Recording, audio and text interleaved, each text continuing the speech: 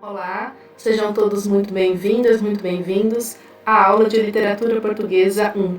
Meu nome é Uni Wolters e eu vou acompanhá-los nessa jornada. Para a gente, então, saber um pouquinho do que nós vamos ver hoje, eu indico a vocês que façam a leitura do material obrigatório entre as páginas 11 e 34. Mas para essa aula, a gente vai falar um pouquinho mais sobre a questão da formação de Portugal. Por quê? Porque para pensar numa literatura portuguesa, a gente tem que pensar também na ideia de nação, de quando surge esse Estado português. E uma curiosidade também é vocês saberem que o Estado português é um dos mais antigos da Europa, tá? Porque nós temos estados que tiveram uma formação na conjuntura, como a gente conhece hoje, muito recente. A Alemanha e a Itália, por exemplo. Então, para vocês terem ideia, a gente vai começar estudando uma literatura da época medieval. Porque sim, Portugal foi fundado na época que a Europa ainda era considerada a Idade Média, né? Ali nos anos de 1100, mais precisamente em 1179. Mas, para haver essa fundação, primeiro a gente precisa entender que a Península Ibérica era um conjunto de reinos. Vocês podem aí ver nesse mapinha que a gente tem o Reino de Leão, Toledo, Córdoba. E esses reinos todos, eles foram se unificando com o tempo. A gente tem o Reino de Castela, que é um dos mais famosos, que até deu origem ao nome da língua castelhana. Por isso que muitos chamam o espanhol de castelhano. A gente tem o rei Afonso VI, que era o rei de Leão. Ele teve duas filhas, para as quais ele acabou dando parte de territórios. Então, para a filha Urraca, que se casou com o conde Raimundo de Borgonha, ele deu a região que acabou se tornando a Galiza, que é essa região, pessoal, que vai ser aqui em cima. A Galiza vai ter um contato muito forte com Portugal. A gente vai ver mesmo na língua, que o início da língua portuguesa, na verdade a gente chama de galaico-português, que era uma mistura das duas. Mas o outro pedaço de terra, a outra parte da propriedade, o rei Afonso deixou para sua filha Teresa e o seu marido Dom Henrique. Na verdade, as terras eram atribuídas para os maridos das filhas, né? Que era uma sociedade, no caso, patriarcal. Então o rei ali é quem vai fazer a gerência. A parte que ficou com essa filha, Teresa, é a que hoje a gente conhece como Portugal. Na formação ainda, a gente não tem os estados 100% consolidados, porque a parte do estado lá ao sul de Portugal, ela ainda está sob o domínio mouro.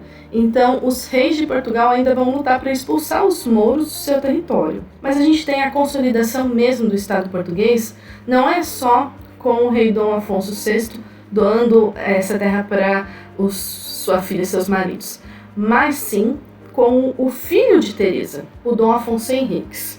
Dom Afonso Henriques percebeu que a mãe dele estava se aproximando, depois que o pai dele faleceu, de um nobre que tinha relação com a Galiza e o resto da Espanha.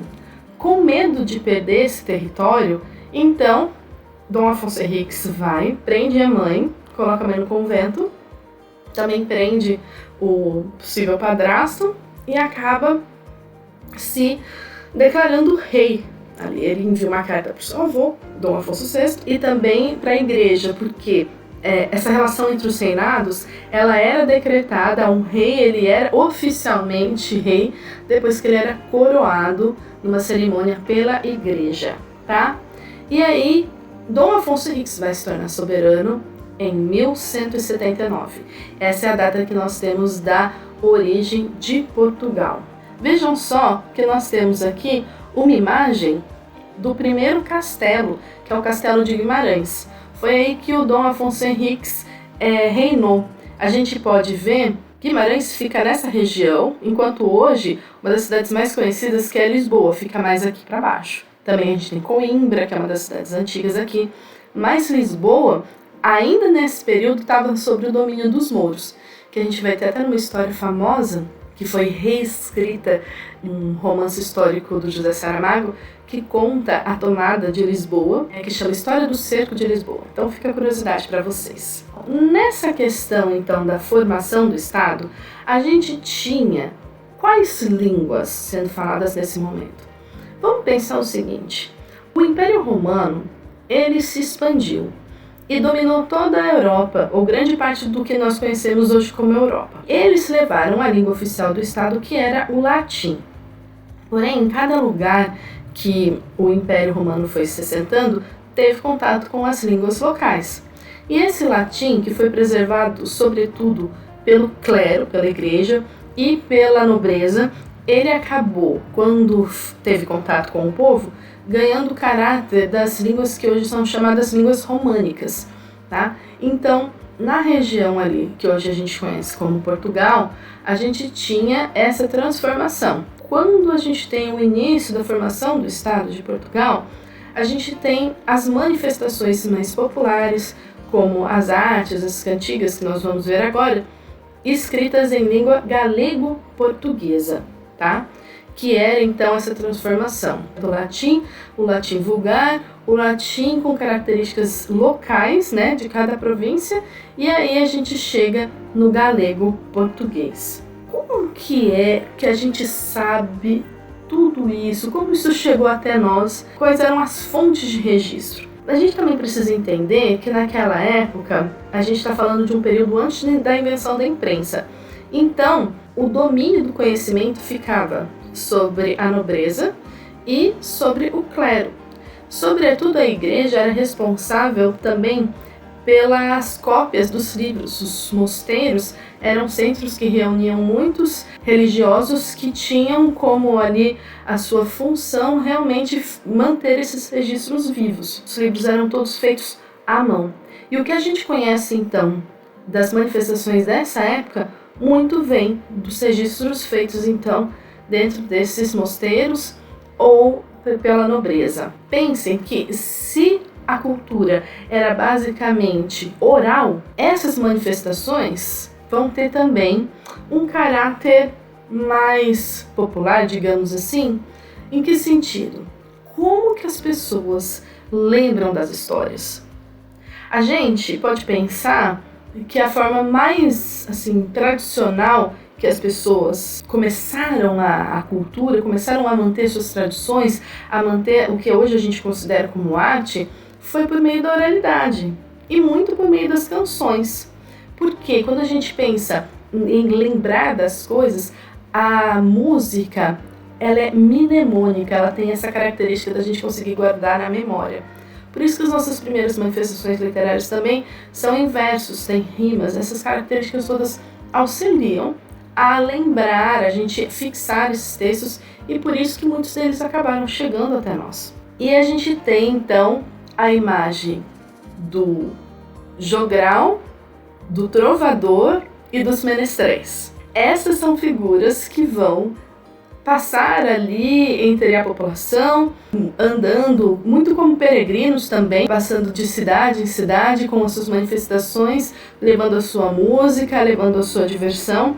Como hoje a gente tem o caráter da música popular, o trovador tinha essa característica naquela época. E o lugar, o centro mesmo que nasceu essa tradição do trovador, da canção, desse tipo de manifestação artística, foi na região da Provença, que a gente conhece hoje como o sul da França.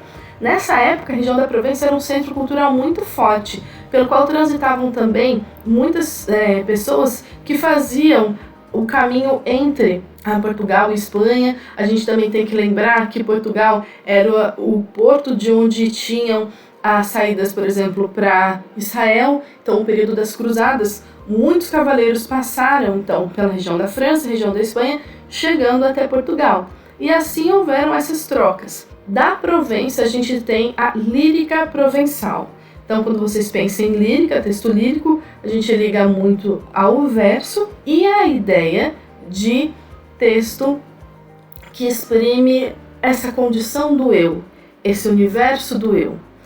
Lírica não é só ligada ao sentimento amoroso, mas sim à expressão, à visão de mundo desse sujeito. Ela foi introduzida, a gente pensa nesses movimentos, né? Então na região de Portugal, sobretudo por conta dos movimentos migratórios em razão das cruzadas.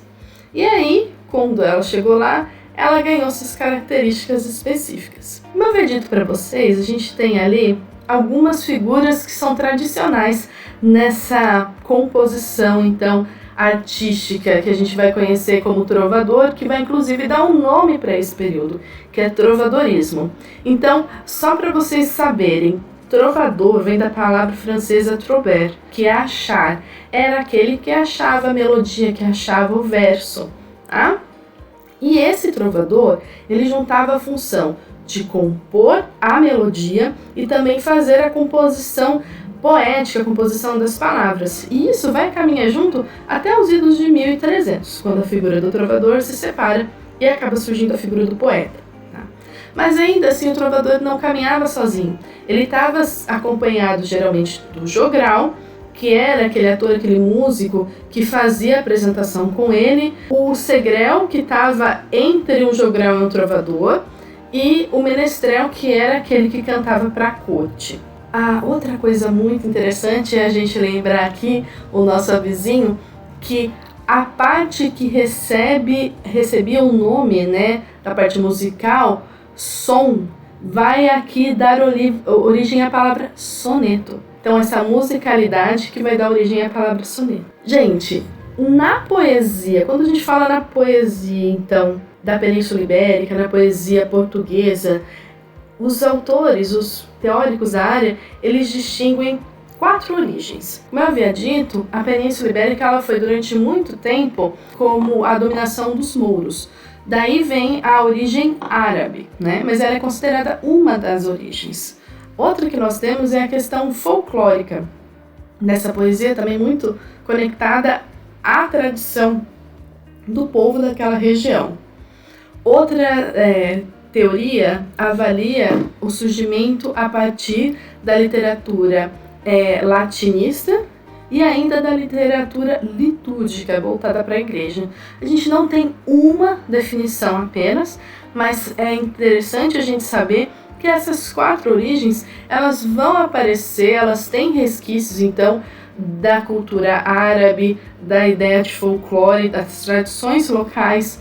A literatura latina e a literatura litúrgica, elas aparecem sim na poesia que hoje nós conhecemos como poesia trovadoresca. Então, pessoal, para essa aula, o que é importante a gente saber? Primeiro, que a literatura na Idade Média, em Portugal, ela nasce junto com o conceito de nação. Não dá para a gente pensar numa literatura portuguesa sem pensar na ideia do Estado português. A lírica medieval, ela vem da Provença, dessa região do sul da França, e ela vai ganhando as transformações até chegar ali no que nós vamos conhecer então como as cantigas. E para a gente não fechar, a ideia de que Portugal tem essa influência na tradição da literatura, das culturas árabes, latinas, tradicionais, além da igreja, além da literatura litúrgica. Ok, pessoal? Finalizamos por hoje. Encontro vocês logo mais.